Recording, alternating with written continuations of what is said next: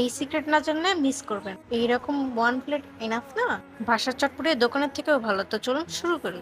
এই ডাবলিগুলো রাতে ভিজিয়ে রেখেছিলাম এবং সকালে ঠিক এভাবে ফুলে উঠেছে। এবার এটার ভিতরে পরিমাণ মতো পানি দিয়ে দিচ্ছি কিছুটা স্বাদ মতো লবণ এবং ২টির মতো ছোট আলু কুচি করে দিয়েছি এবং স্বাদ মতো মরিচের গুঁড়া আপনারা আপনাদের টেস্ট অনুযায়ী দিতে পারেন এবং কিছুটা পরিমাণ হলুদ দিতে হবে এবং আপনি চাইলে এটা স্কিপ করতে পারেন। ডাবলিগুলো দ্রুত নরম করার জন্য দিয়েছি বেকিং সোডা। ঠিক এভাবে যখন সব হয়ে যাবে তখন নামিয়ে ফেলবো এবং আরেকটা বাটিতে তেঁতুলের টক রেডি করব। এবার এটার ভিতরে দিয়ে দিব স্বাদ মতো লবণ, বিট লবণ, মরিচের গুঁড়া এবং ১ চামচ চিনি আর লেবু কুচি ২টার মতো কাঁচামরিচ, ১ চামচ চটপটির মশলা। এবার ভালো করে মিশিয়ে সাইডে রেখে দেবো। এবার সিদ্ধ করা ডাবলির মধ্যে দিয়ে দেবো বিট লবণ, চটপটি মশলা আর পরিমাণ মতো জিরার গুঁড়া।